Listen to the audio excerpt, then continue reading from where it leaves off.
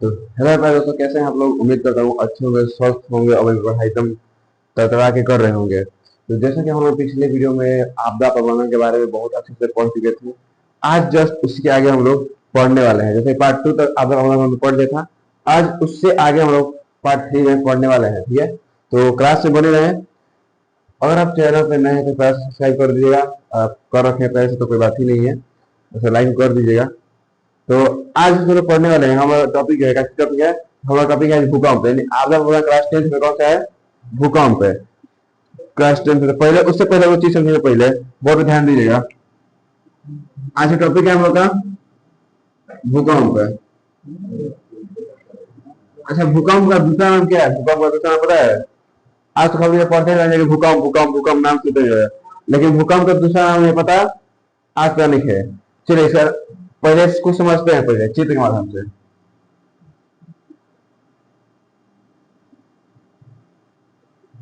भूकंपीय तरंग ऐसे ही उठती है, जहां से एक जगह से उठेगी आप पूरा गोल गोल चारों तरफ घूमेगी। देखिए, जहां से भूकंपीय तरंग उत्पन्न होती है, जहां से, अच्छा मान लो कि हेजा हेजा बटे हमार घर, ठीक। ओए, कहे बतास तू यानी जहां से भूकंप उठल वैसे 1000 किलोमीटर दूर पे हमारे घर बटे, ठीक। जस्ट हमारे 1000 घर जहाँ भूकंप उठल वैसे हमारे 1000 किलोमीटर दूर के घर बटे, हमारा घर बटे। लेकिन जहाँ भूकंप उठल वही हमारे पटीदार के घर बटे, पटीदार के घर बटे, पटीदार के। तो बताओ, भूकंप उठ तो पहले मरी थे हम की पटीदार? पटीदार मरी का भूकंप कहाँ से चलता? तो जहां से भूकंप स्टार्ट होता है पटीदार के घर वाला पहले मरी कौन? पटीदार। तो जहां से भूकंप स्टार्ट होला, तो भूकंप जहां से स्टार्ट होला तो ओजन मान ज्यादा रही कि जहां दूर पे, जहां भूकंप उठे ओइजा। तो देखो, जहां भूकंप उठेला एकरा कहल जाला अधिक केंद्र, अधिक केंद्र। जहां से भूकंप उत्पन्न होला, स्टार्ट होला, ओकरे कहल जाला भूकंप अधिक केंद्र। चलो मान लें कि हेजा भूकंप स्टार्ट भइल, शुरू भइल, लेकिन एजा से जमीन में माना 10 किलोमीटर, 15 किलोमीटर, 20 किलोमीटर जमीन से भूकंप उठल है।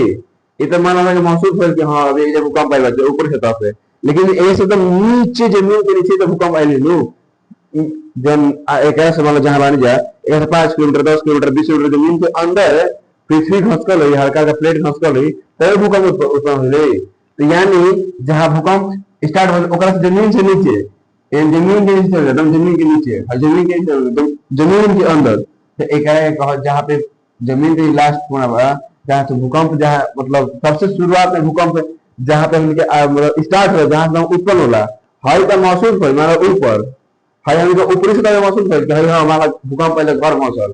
तो ऊपरी सतह पे, पृथ्वी का ऊपरी सतह पे मान लगे है पृथ्वी के सतह हो, एक तरह से पृथ्वी सतह हो, तो हेजा ऊपरी सतह भूकंप है, एक केंद्र, ठीक। लेकिन एक जमीन के नीचे पहले भूकंप स्टार्ट हो गई, पहले उत्पन्न हो गई। तो जहां से भूकंप उत्पन्न होला जमीन के नीचे, ओकरा कहल जाला भूकंप केंद्र, भूकंप केंद्र। और जहां पे महसूस लगे कहला अधिक केंद्र। तो हाई बात समझ में पहले। चलो, तो पहले एक अच्छे से दिखा जाए तो अधिक केंद्र भूकंप का वाटर बने है, काम पर चल जाएगा, लाना ही पड़ेगा। चलिए, देखिए तो हाई समझ लिए, लेकिन इसको लिखने से पहले हम लोग दो टॉपिक लिखने छूट गया था हम लोग का पहला, तो साथ साथ में क्लास में ही लिखते चलिएगा।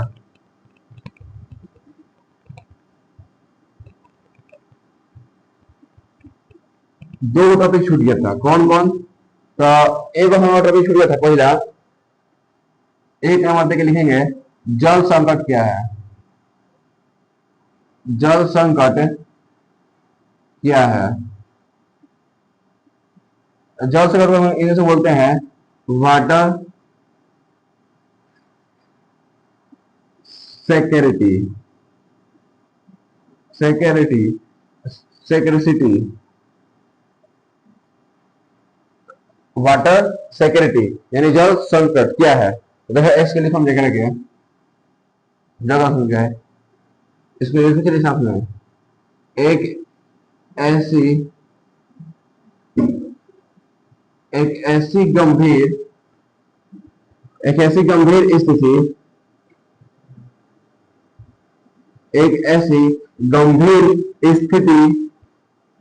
है, जल संकट एक ऐसी गंभीर स्थिति है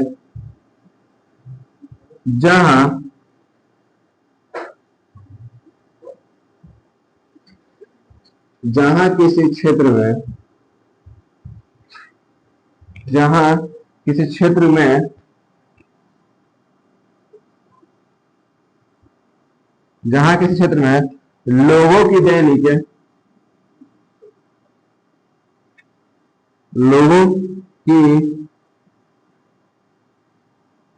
लोगों की दैनिक आवश्यकताओं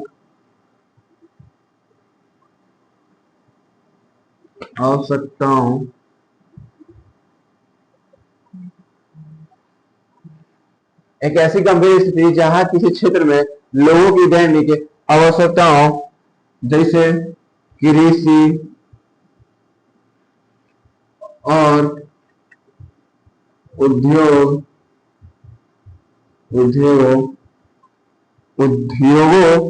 की मांग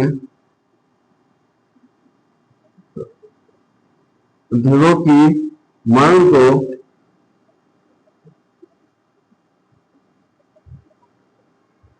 पूरा करने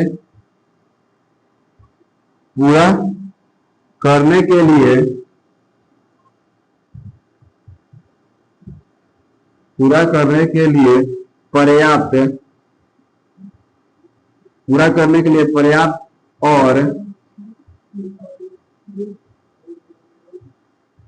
पर्याप्त और स्वच्छ जल उपलब्ध नहीं होता है।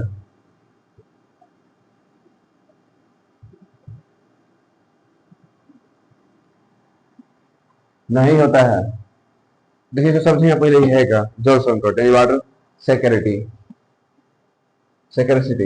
देखिए एक ऐसी गंभीर स्थिति जहां किसी क्षेत्र में लोगों की दैनिक आवश्यकताओं, अच्छा हमें दैनिक आवश्यकता मतलब क्या होगी कि हमें पानी कहा चाहिए, पिएला, नहाएला, कपड़ा धोएला, बर्तन धोएला, खाना बनाएला, ये सब का मतलब इसे जितना भी काम बाटे इसका हमें दैनिक आवश्यकता है, दैनिक जीवन में पानी के जरूरत बाटे।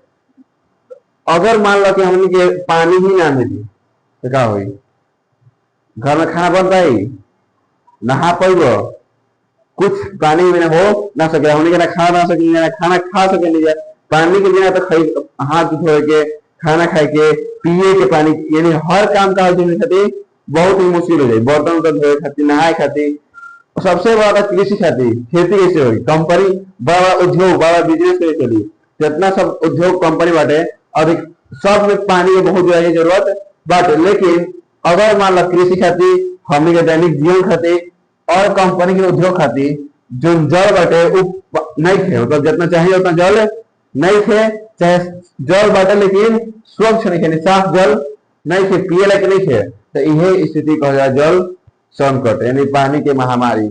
जब हमारे पास पानी की कमी हो जाए तो एक कहा जाए जल संकट। ऐसे में कोई दिक्कत है, ये जल संकट यानी एक ऐसी गंभीर स्थिति जहां किसी क्षेत्र में लोगों की दैनिक आवश्यकताओं यानी दैनिक जीवन के लिए पानी ना मिले, कृषि के लिए ना मिले, कंपनी चलाए खातिर पानी अगर साफ पानी जितना चाहिए उतना पानी ना मिले तो इसी को कहते हैं जल संकट। हो गया, चलिए समझ आ गया, कोई दिक्कत है इसमें? चलो पानी ना मिले तो कहा जल संकट। सोच रहे खुद से कि हमने पानी ना मिले तो क्या हुई, कुछ ना हुई, कफड़ा के आधा टाइम बहुत दियो।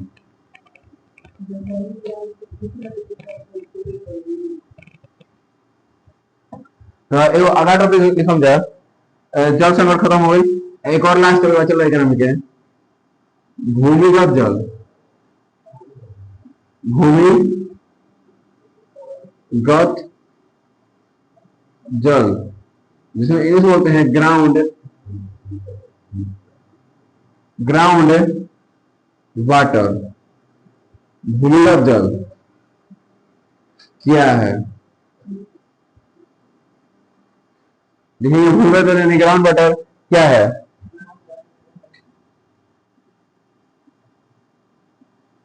वह महत्वपूर्ण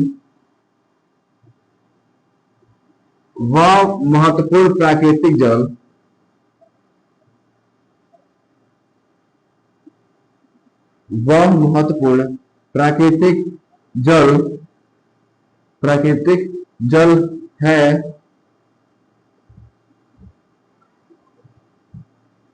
जो बारिश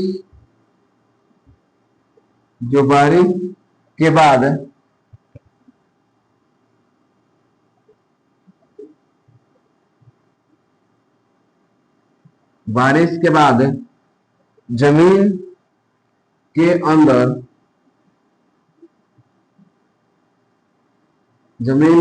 रिस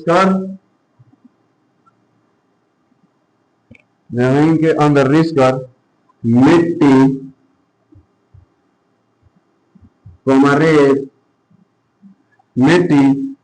रेत और चट्टानों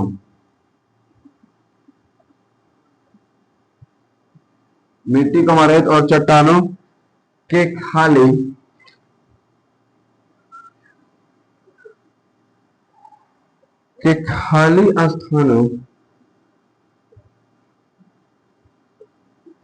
खाली स्थानों में जमा हो जाता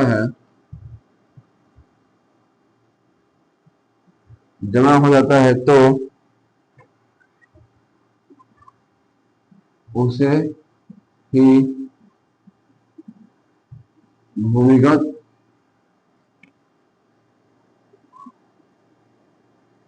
जल कहते हैं। अच्छा भूमिगत जल समय क्या हो? समय भूमिगत जल क्या है? देखिए भूमिगत जल यानी ग्राउंड वाटर क्या है?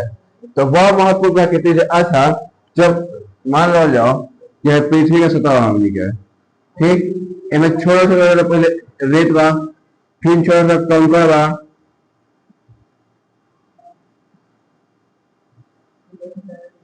फिर बड़ा बड़ा जैसे पत्थर ही बाटे जमीन के अंदर,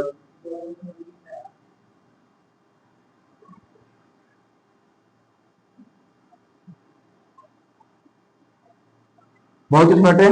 जब मान लो बारिश पड़ल बूंद बूंद करके, बूंद बूंद पानी से जब बारिश पड़ल, अब जब बारिश पड़ गई कहाँ आई? सीधा जमीन पे आई। अगर जमीन प्लास्टर के लिए है केवल मतलब सिंपल रोड बाटे मिट्टी के बाटे तो ये हल्का धीरे धीरे सूखत रिस के कहा जाए जमीन के भीतर आए पत्थर में हो जाए भर जाए, पत्थर बीच में भर जाए तो एक कहा जा भूमिगत जल।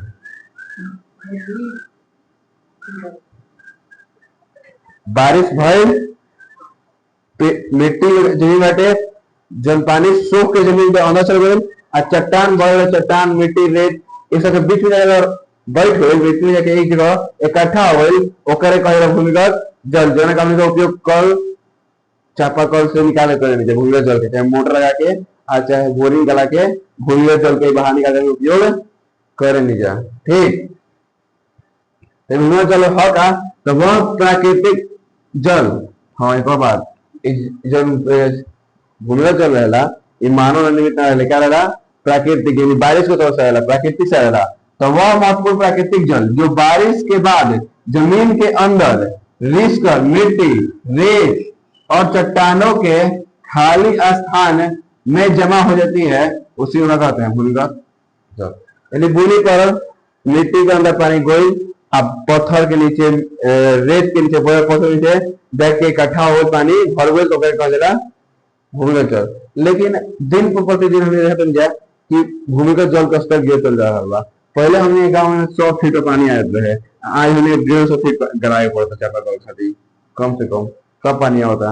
आखिर पीछे कारण क्या बा? भूमिगत जल है कि दिन पर दिन पानी कम काहे होता है, जमीन के अंदर में पानी बा दिन प्रतिदिन कम काहे होता है, पीछे कारण बताइए हमारा क्या? मिट्टी का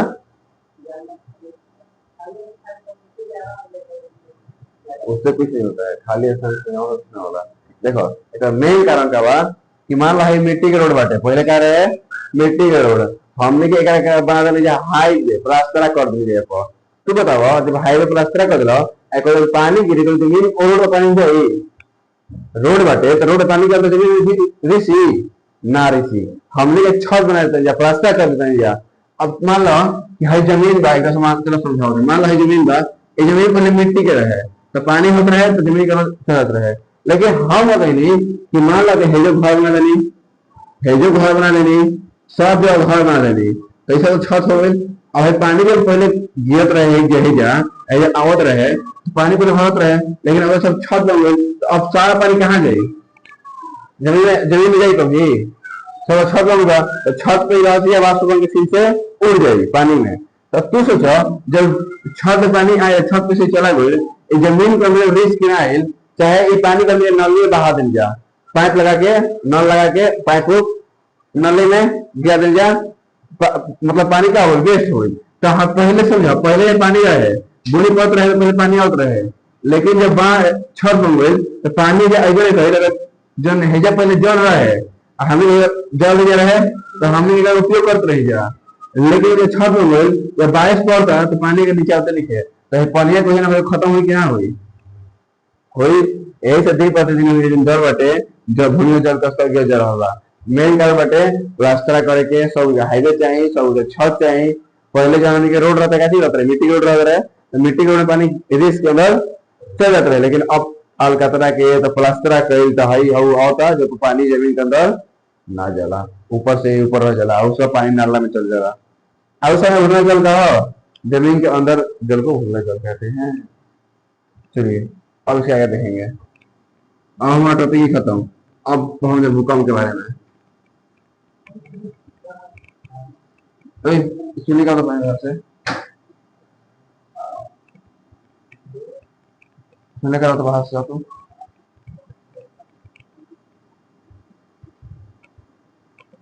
मीटर नहीं रहा है, नहीं हो रहा है।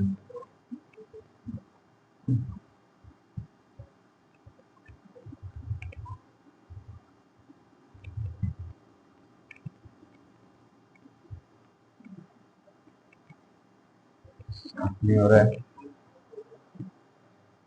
चलिए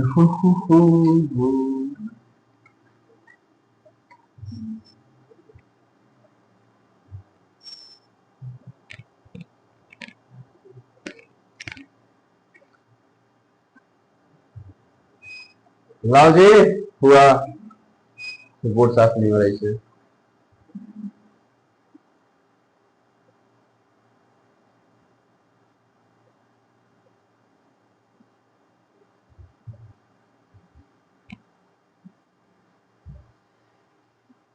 तो पहला में 4 साल लग गया।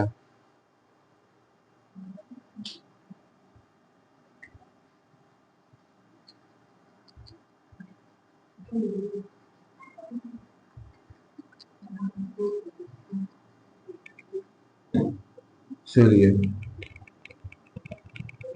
अच्छा हम ये भूकंप केंद्र और अधिक केंद्र समझ आ गई। अधिक केंद्र मतलब जहां भूकंप स्टार्ट हुई अगर जहां ऊपर बाटे ओकरे कहेला अधिक केंद्र, भूकंप केंद्र जहां से भूकंप नीचे जमीन के अंदर से स्टार्ट होला। तो एक लिखम जाए आराम से, पहला टॉपिक डालल जाए स्टार मार के, अधिक केंद्र। अधिक केंद्र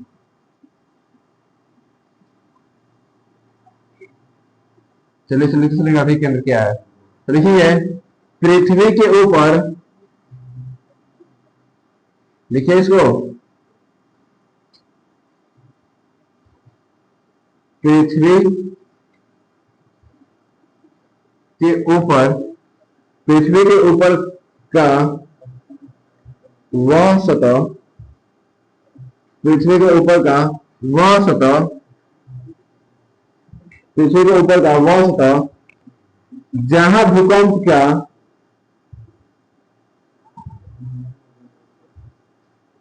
जहां भूकंप का झटका भूकंप का झटका सबसे पहले भूकंप का झटका सबसे पहले महसूस होता है।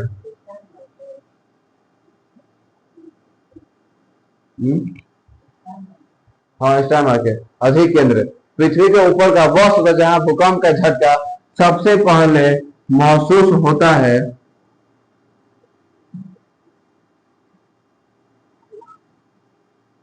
उसे अधिक केंद्र कहते हैं। उसे अधिक केंद्र कहते हैं। देखो, मान लो है जमीन आ गई, पृथ्वी है, ठीक। अब पृथ्वी पे 10 किलोमीटर नीचे जमीन के अंदर तो है ये सब भूकंप की शुरुआत भाई जमीन के भीतर से। तो जमीन के अंदर से भूकंप शुरुआत हुई तो एक भूकंप केंद्र क्या कहले? भूकंप केंद्र। लेकिन भूकंप केंद्र तो जमीन के अंदर से स्टार्ट हुई, लेकिन जहां पे हमने के भूकंप सबसे पहले महसूस हुई एक कहल जाए अधिक केंद्र। अधिक केंद्र चित्र से पहले जमीन के अंदर जहां पे भूकंप शुरुआत हुई वह भूकंप केंद्र है। आज जमीन से जहां भूकंप स्टार्ट हुई एकदम जस्ट ऊपर पृथ्वी के सतह पे जहां महसूस हो गया अधिक केंद्र। आओ समझ अधिक केंद्र भूकंप केंद्र। अच्छा, एक बार ध्यान देता हई हमें कितना डिग्री कोण होता है बताओ तो? 90 डिग्री। चलिए, भूकंप केंद्र यानी पृथ्वी के नीचे का वह स्थान जहां से भूकंपीय तरंग शुरू होती है। भूकंपीय तरंग इंक डालने जा नहीं चलेगा।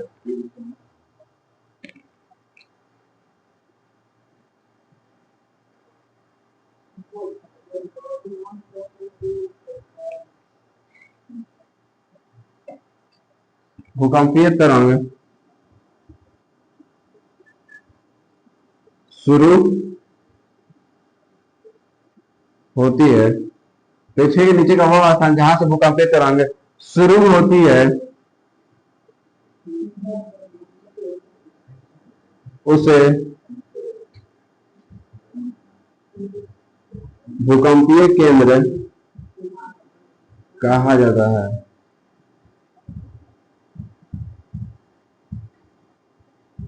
चलिए,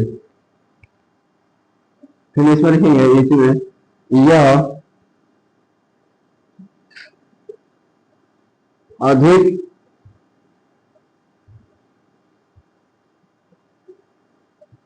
अधिक केंद्र का 90 डिग्री होता है। 90 डिग्री होता है तो नीचे।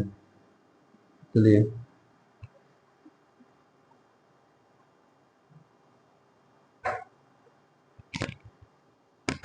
देखिए तो समझिएगा अधिक केंद्र जहां से भूकंप माना कि हम खड़ा बानी आकर जमीन के नीचे भूकंप जहां शुरू हुई जमीन के नीचे जब भूकंप जहां शुरू हुई भूकंप केंद्र। लेकिन जब पृथ्वी के ऊपर जहां सबसे पहले महसूस हुई झटका वो कहा जा रहा अधिक केंद्र। मान लीजिए हमने खा 10 किलोमीटर जमीन के नीचे भूकंप सबसे पहले शुरू हुई तो क्या भूकंप केंद्र है। लेकिन जहां सबसे पहले महसूस हुई ऊपर सतह में जमीन के ऊपर सतह में वो कहा जा रहा अधिक केंद्र है। अब समय हमेशा रखिए अधिक केंद्र हमेशा 90 डिग्री वाला के भूकंपीय केंद्र के समझने का चित्र बनाए उड़ा पे तो 90 डिग्री वाला बस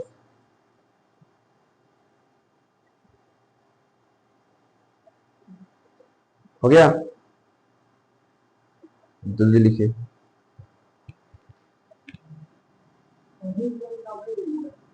यह अधिक केंद्र का 90 डिग्री का होता है। भूकंप केंद्र वो अधिक केंद्र का 90 डिग्री का होला। ठीक ना नहीं? मान लो कि देखो हाँ यह भूकंप केंद्र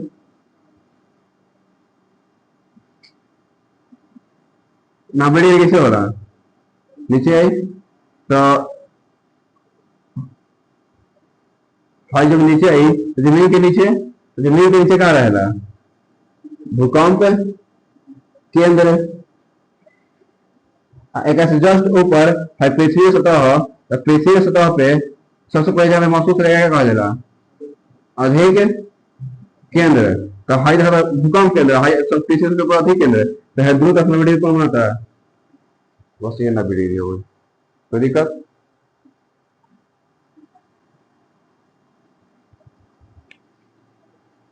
चलिए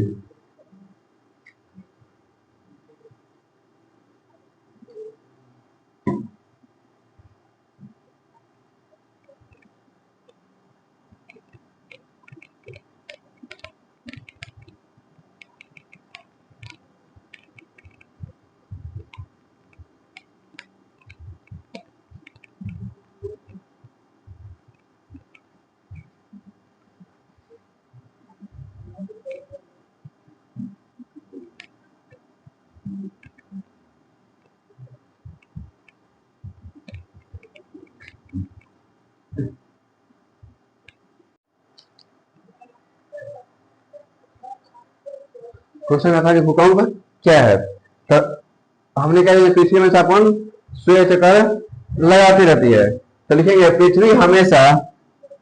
पृथ्वी हमेशा गतिमान, शक्तिमान नहीं, गतिमान है और गतिमान रहने के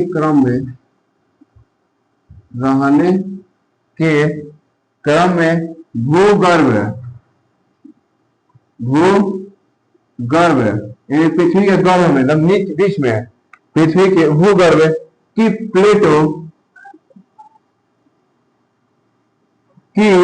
प्लेटों को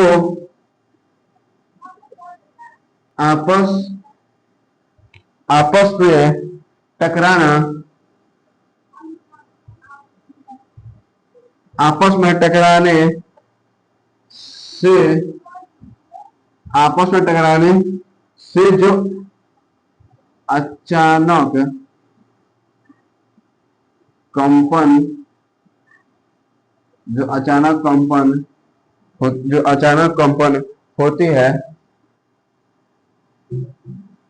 कंपन होती है उसे ही क्या कहते हैं? उसे ही भूकंप कहते हैं।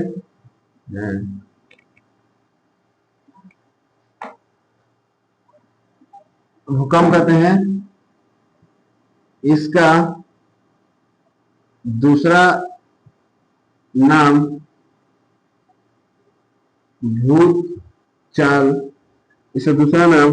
भूचाल भी है।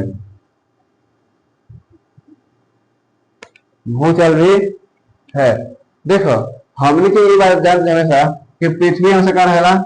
गतिमान है। पृथ्वी में अपन गति करते पृथ्वी सूर्य के चारों ओर चक्कर लगाते रहेगा, तो उन्हें कहता पृथ्वी हमेशा गतिमान है और गतिमान रहना एक क्रम में, यानी जब पृथ्वी आपस में मतलब पृथ्वी हमेशा घूमते रहे, तो घूमते रहे और घूमते के चक्कर में पृथ्वी के भूगर्भ में यानी पृथ्वी के नीचे सतह में जब आपस में क्या होला? मान ला कि प्लेट है प्लेट बा, ये दोनों आपस में जब टकराई तो कंपन हुई कि ना हुई? बताओ। जब ये मान से प्लेट बाटे और जब दोनों आपस में टकराए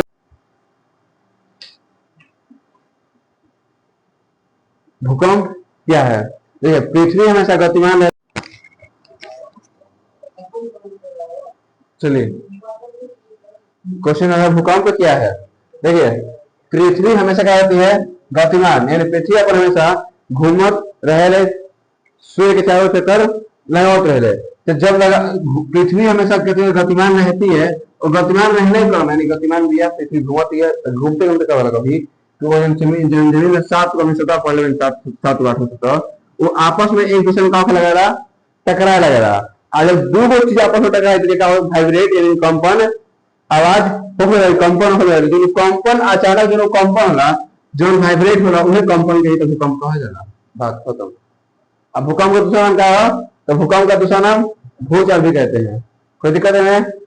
पृथ्वी के प्लेट आपस में टकराई, अब जो वैसे तरंग उत्पन्न हुई वो क्या कहा जरा? भूकंप। चलो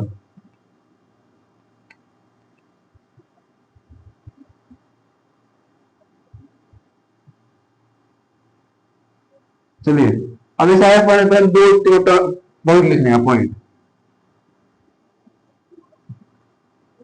चलो लिखिए पॉइंट। तो पहला पॉइंट लिखे हम लोग कि में सबसे तेज भारत में सबसे तेज भूकंप 1900 भारत में सबसे तेज भूकंप 1934 में आया था। सबसे तेज भूकंप आया था 1934 में, सबसे तेज भूकंप आया था हमारे भारत देश में। सबसे ज्यादा भूकंप तेज 1934 में। चलिए इसके आगे लिखेंगे भूकंप को तीन भूकंप को तीन भूकंप को तीन प्रकार के तरंगों में तीन प्रकार के तरंगों में भूकंप को तीन प्रकार के तरंगों में बांटा गया है। गलती हो रहा है।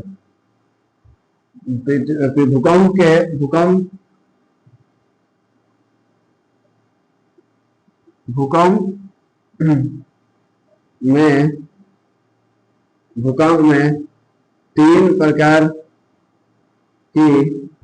में तीन प्रकार की तरंगें उत्पन्न होती है। भूकंप में कितने प्रकार की तरंगें उत्पन्न होती है? तीन प्रकार की। पहला कौन सा होता है? तो पहला होता है टी तरंग। अब टी तरंग कैसे समझते हैं देखिए। तो पहले लिखूंगा इसे प्राथमिक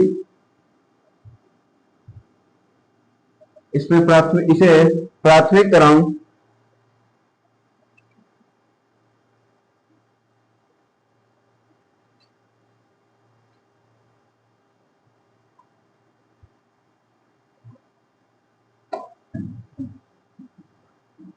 इसे प्राथमिक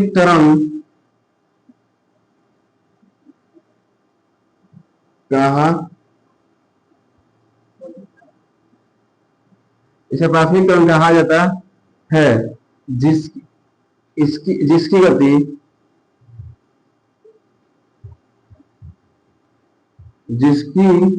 गति 8 किलोमीटर प्रति सेकेंड होला।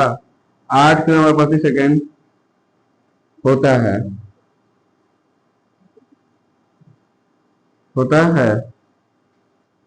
देखो एक जन टी तरंग है, कौन सा तरंग कहा जाला?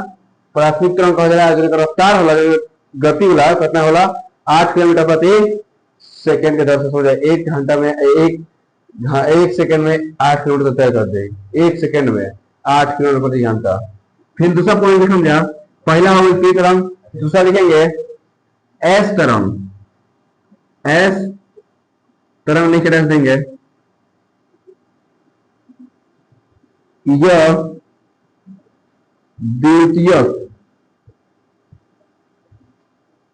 है, पहला का है दूसरा। यह द्वितीयक तरंग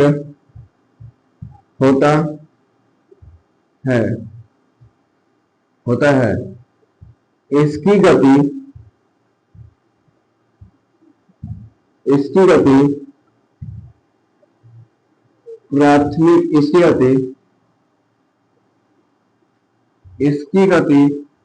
प्राथमिक तरंग से क्या होती है? कम होती है। एक पहला बाटे तो ज्यादा होने करीब कम होती है। जो एस तरंग है, एक आदमी क्या देखो, सबसे पहले कौन सा तरंग आएगा? तो टी तरंग। ओकरा बाद एस तरंग, यही से एस तरंग के द्वितीय तरंग कहा जाला। और जन एकर रफ्तार होला वो पी तरंग यानी हल्का प्राथमिक तरंग से का होला, हल्का कम होला। ठीक, ये तो कोई दिक्कत। अब लास्ट में हम जाए इसको लिख लीजिए इतना, तब यूज करते हैं। ऊपर यूज कर देना, ऊपर वाला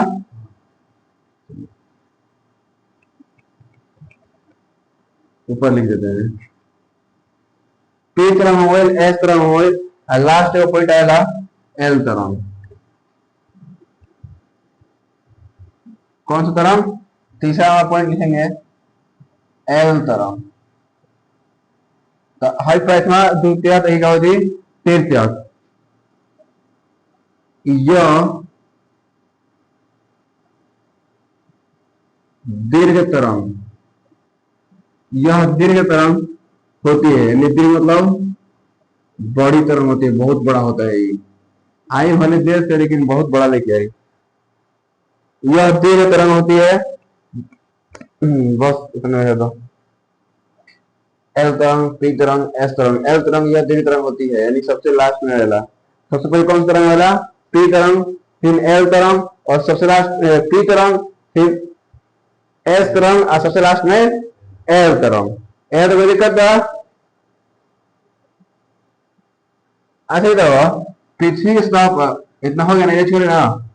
तो पृथ्वी की सतह पर सबसे पहले कौन सा पहुंचेगा बताओ? जो भूकंप आएगा तो भूकंप के पृथ्वी की सतह पर सबसे पहले कौन सा तरंग पहुंचेगा?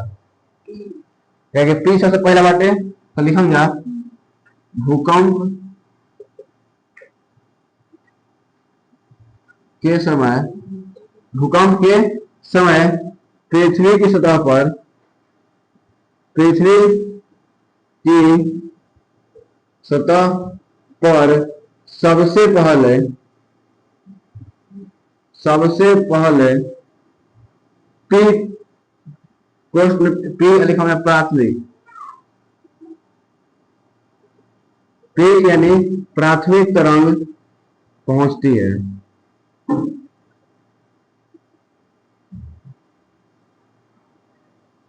भूकंप के समय पृथ्वी की सतह पर सबसे पहले कौन सी तरंग पहुंचती है?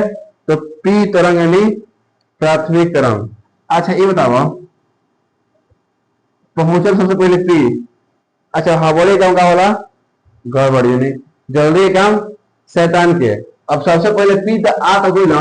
अब ये तो सबसे खतरनाक तरंग कौन सा हुई, सबसे भयानक कौन होगी? लाइट तरंग पूरा तबाही तबाही कर देगी। एल तरंग, कहीं सबसे लास्ट में होता है। और लास्ट में जो काम होला तो तबाही तबाही होला। तो लास्ट में आई तो पूरा तबाही तबाही बजा दी। तो समझा सबसे खतरनाक तरंग,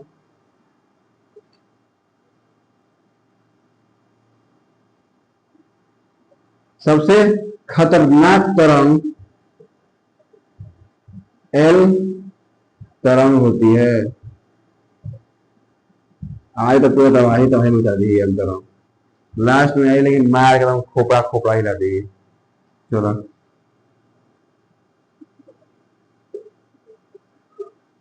अच्छा, जब भूकंप आएगा तो भूकंप का मापन कौन सा मशीन से होगा? भूकंप का मापन सिस्मो, सिस्मो, अरे यार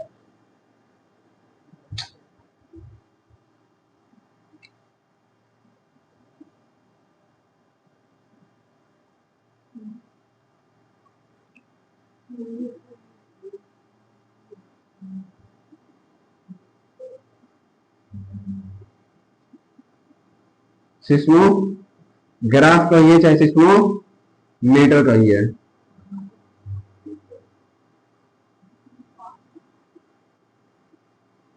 सिस्मोग्राफ या सिस्मोमीटर से किया जाता है, से किया जाता है। चलो ये तो होगा कि भूकंप के मापन कौन सा मशीन से होला? सिस्मोग्राफ या सिस्मोमीटर नामक यंत्र से होता है, ये मशीन है। अच्छा ये बताओ,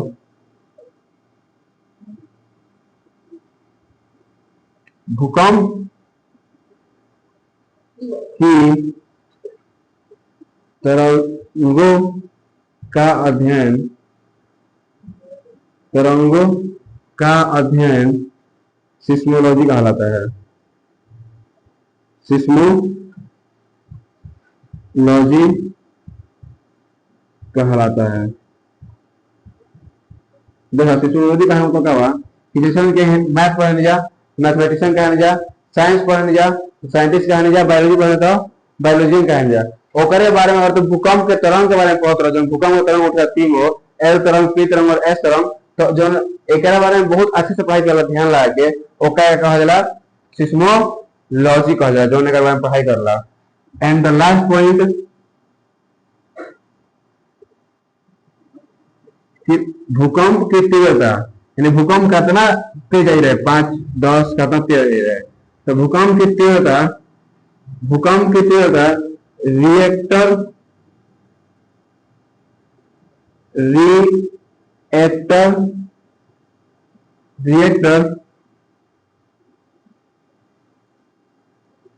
रिएक्टर स्केल से किया जाता है।